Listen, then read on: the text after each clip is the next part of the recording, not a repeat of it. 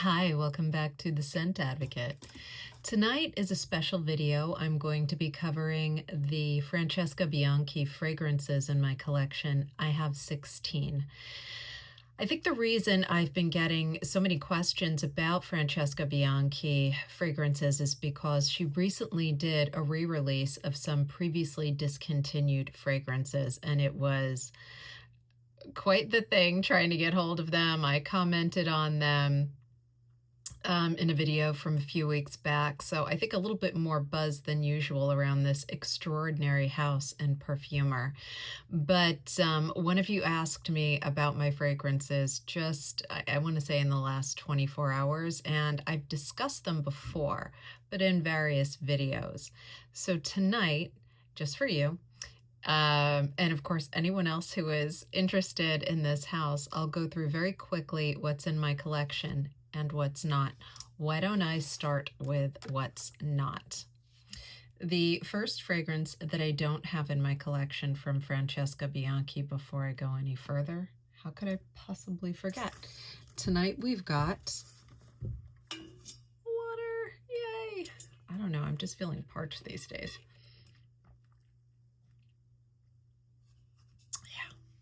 Yeah. Okay. What don't I have in my collection? The first is Sticky Fingers. Why? I can't tell you why.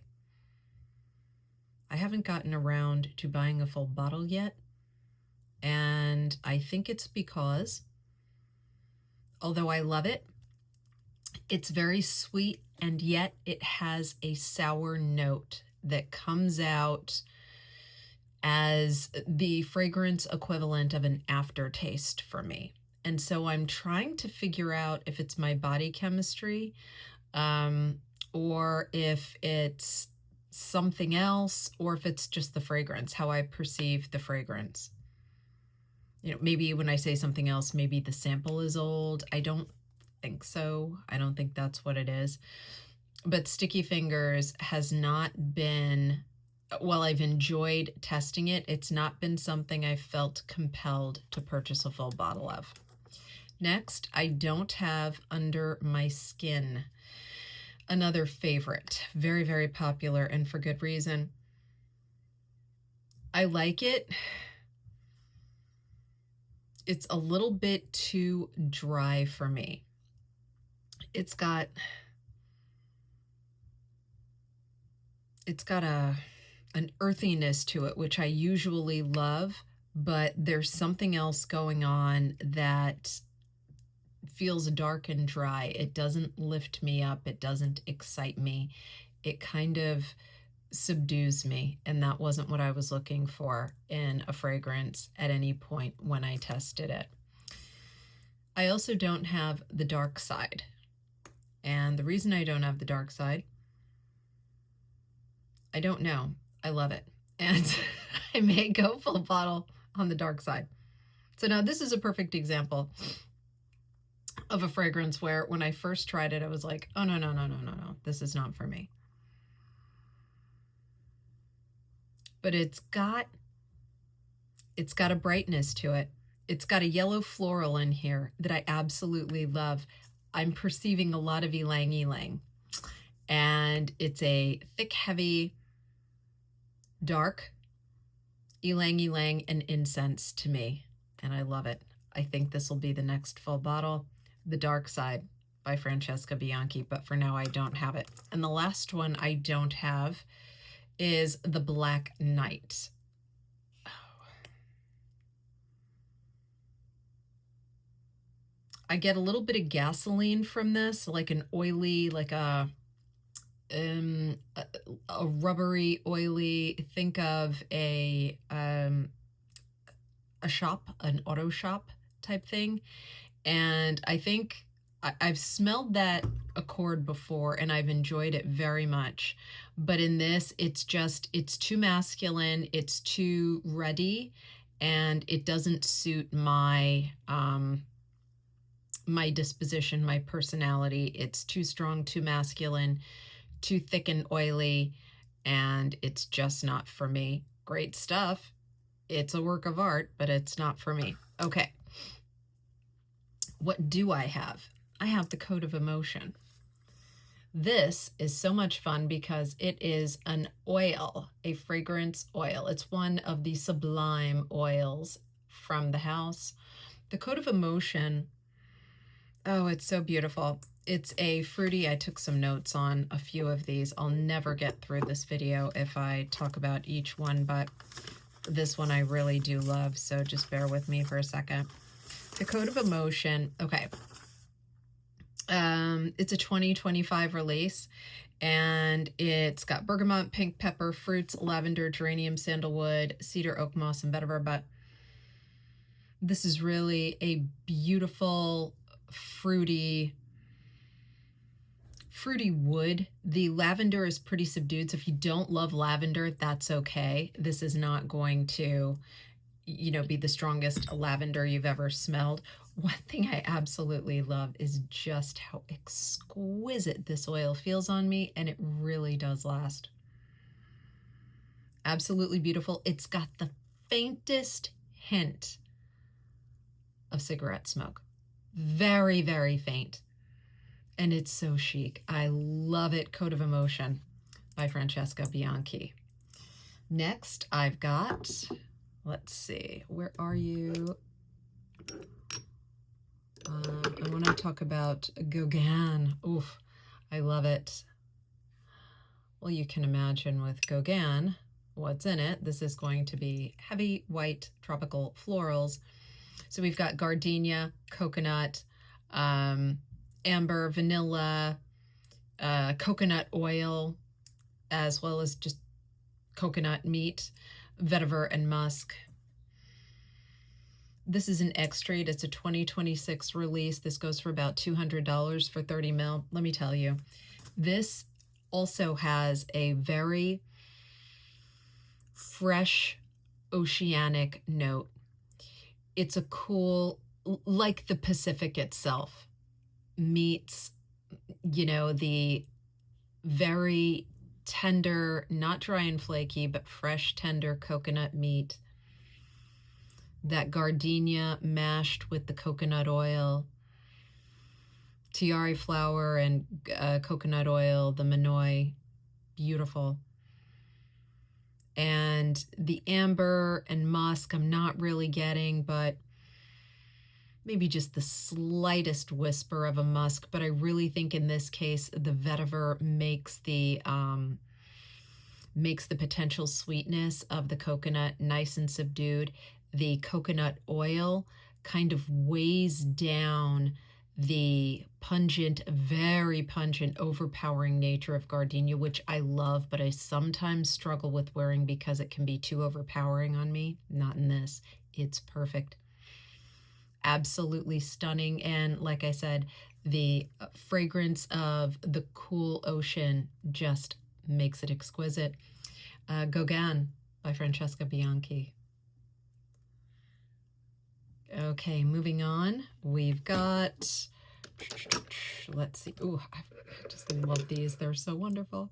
Let's do, where's Once Upon a Time? Once Upon a Time. Here we go. Beautiful stuff. Once Upon a Time is also a 30 ml. It's a 2025 release. It's an extrait, as Gauguin was an extrait too, by the way. So far, let me just add that Code of Emotion is probably feminine leaning. So is Gauguin. This one, Once Upon a Time, I think is also unisex, but leaning slightly feminine. So about $180 for 30 ml. This is a fruity gourmand with some powder. It's got citrus, pink pepper, almond, cotton candy, vanilla, castoreum, and musk. So it is sweet. I'm sorry, this light is just not working out for me tonight. It's sweet, but not too sweet. The castoreum subdues that hyper sweetness you might expect from not just an almond. It's supposed to be a candied almond and cotton candy. Oh, it is perfectly balanced, perfectly balanced. If you don't like animalics, you'll be fine. This is exquisite. It's got a real musk feel to it. Like picture 1970s and 1980s, a little bit of that Jovan action going on, but it's not Jovan. It's just ever so slightly a nod in that direction. Absolutely beautiful. The powderiness, I think, comes from the pink pepper, which can sometimes present to me as a powdery floral. Beautiful stuff. Very ethereal. Once Upon a Time by Francesca Bianchi. Moving on, we've got, where is the, ooh, I think we already did that one. Bear with me, friends. Etruscan Water. Let's do Etruscan Water next. There we go. Okay. Etruscan Water is for 30 ml. I think it goes for about $145. This is bergamot, tangerine, grapefruit, petitgrain, basil, immortelle, jasmine, iris, musk, ambergris, labdanum, vetiver, and oak moss. Lots of oak moss. Lots and lots of oak moss. It's got a very tart citrus at the opening. It's bergamot. It's a bergamot heavy, you know, the tangerine, the grapefruit, yeah, but it's the bergamot you get here. The petitgrain too is beautifully pronounced, very green, pungent, freshly broken young stick. Basil is subdued. The jasmine is subdued. The immortelle, definitely in there. That kind of dusty, somewhat tough, yet floral accord. Iris root, it may contribute to the dustiness. Ambergris, lots of ambergris. Beautiful. It presents to me as a very chic, sophisticated, yet arty sheep. If you are not into these kind of classic smelling sheeps, I highly recommend you to test this before you buy. Yes, I love it. It's amazing. It's also thick, and it's got an actual amber feel to it. It's not one of the notes that I read about when reading descriptions of the fragrance. However, I get an amber in here. Big time. So Etruscan Water from Francesca Bianchi. Beautiful stuff. Moving on. Let's see. Where is Voluptuous Oud? Oh, yes. This one is just, will you look at how much of this I've used?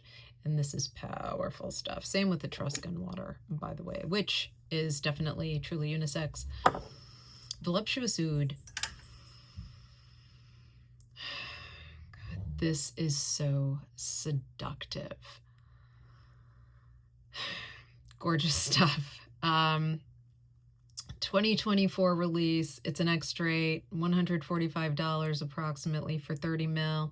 Cistus, plum, heliotrope, oud, leather, caramel, tolu balsam, and vetiver. Lots of plum, lots of semi-dried plum. It's got just the richness. Maybe even if you've had a dried cherry, stunning. Just that rich, somewhat tangy, but not tart.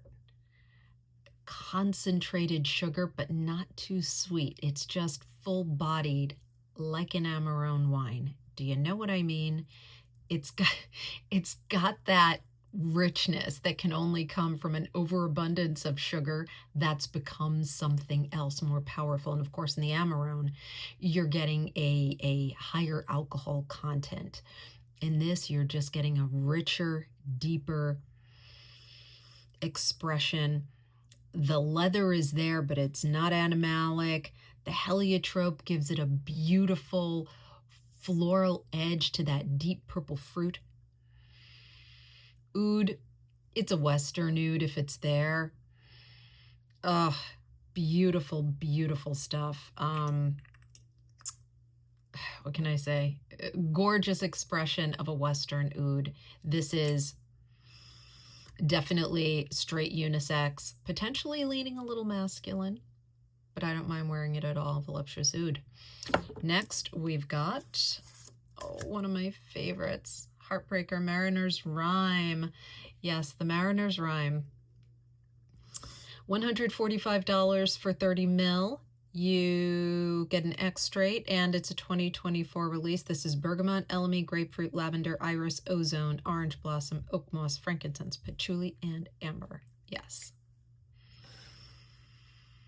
Smells like the ocean. Smells like the ocean amplified. This is, if you've ever seen a beautiful dramatic painting of a stormy sea, it's an exaggeration of the ocean. That's what this is. It's the ocean exaggerated.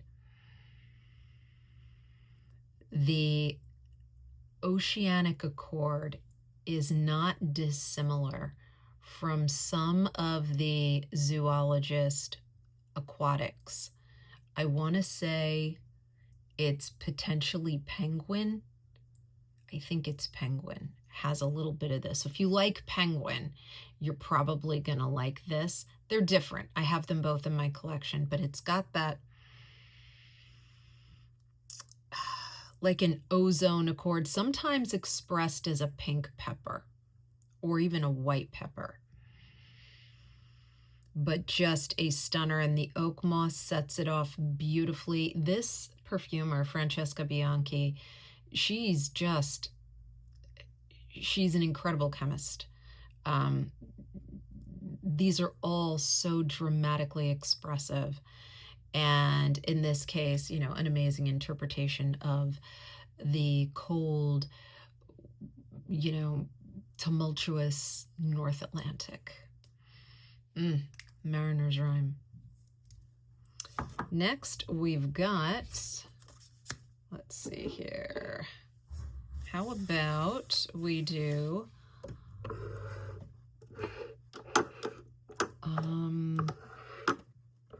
sorry about that.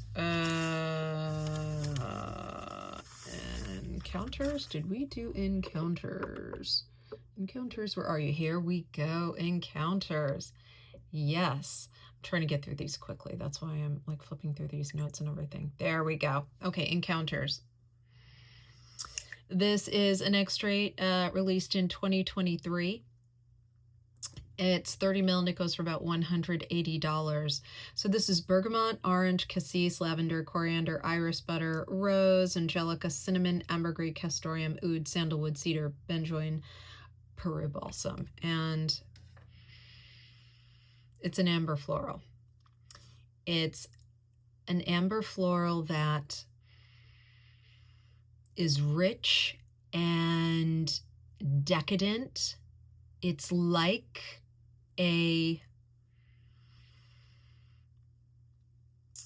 have you ever had a creme brulee, a vanilla creme brulee with the top a little bit toasty, right? This isn't just barely hard.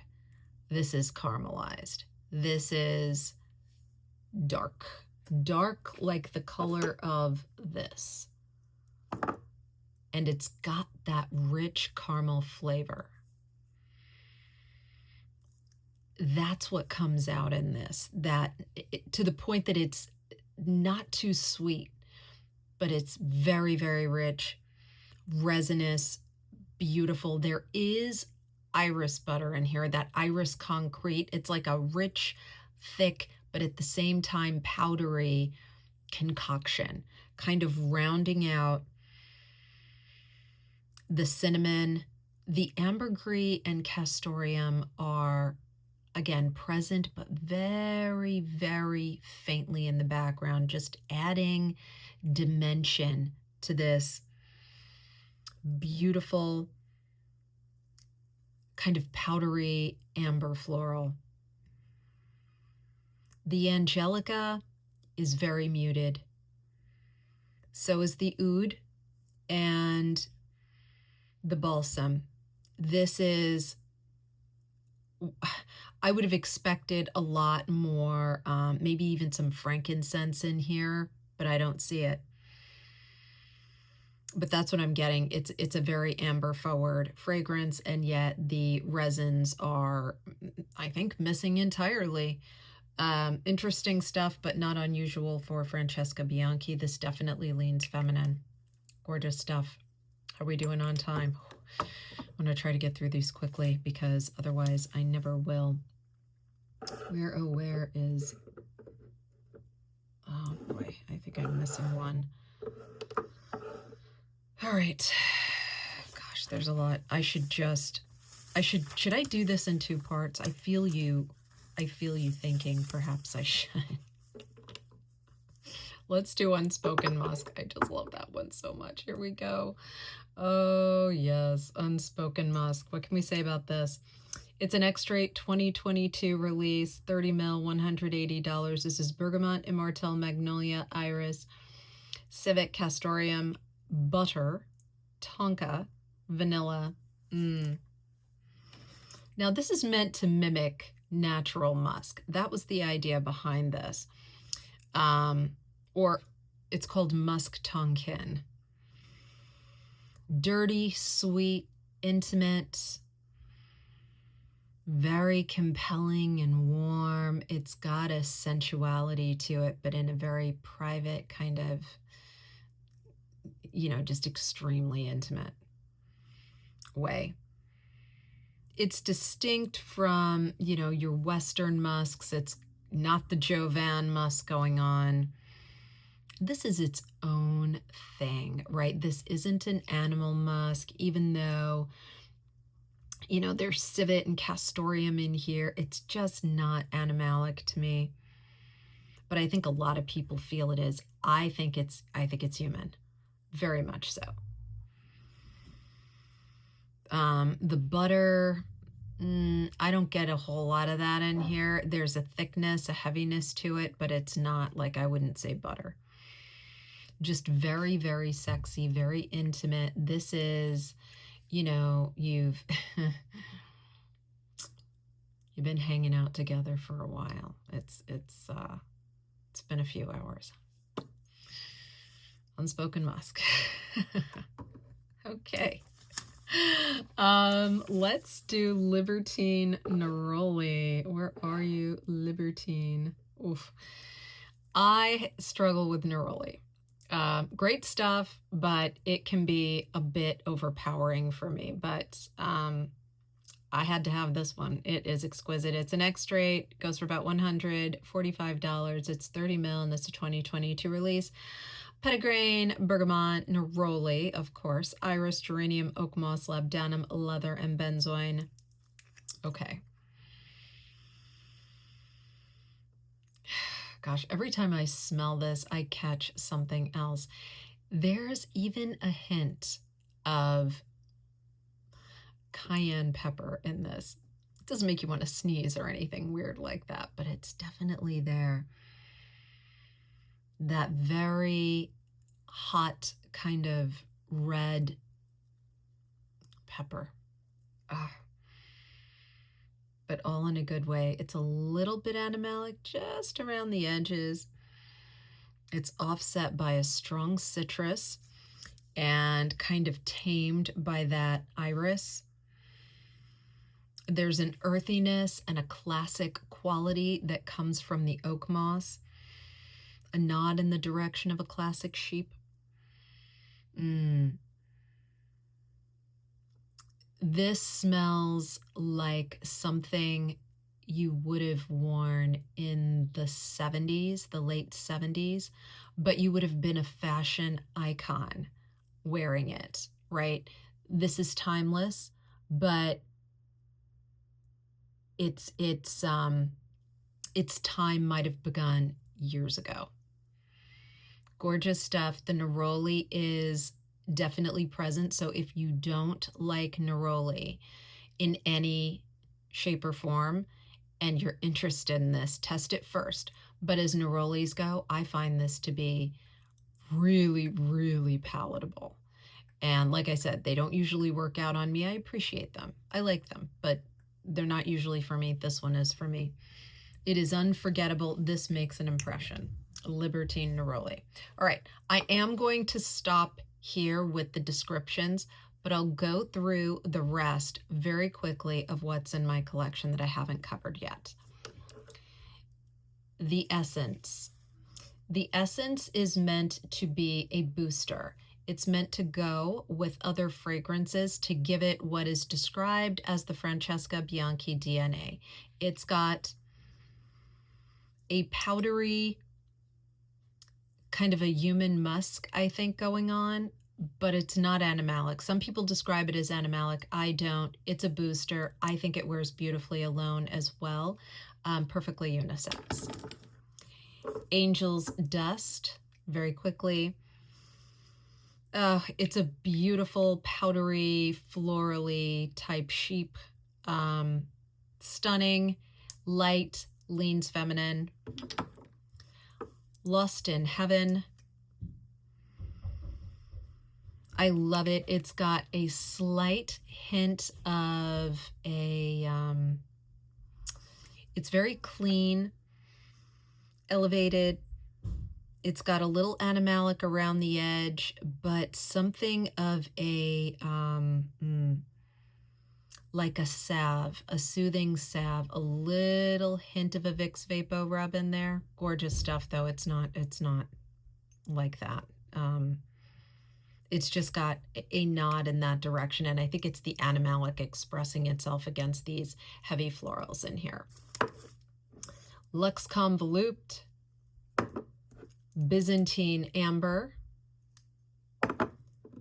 Sex and the Sea, and Tyger Tyger.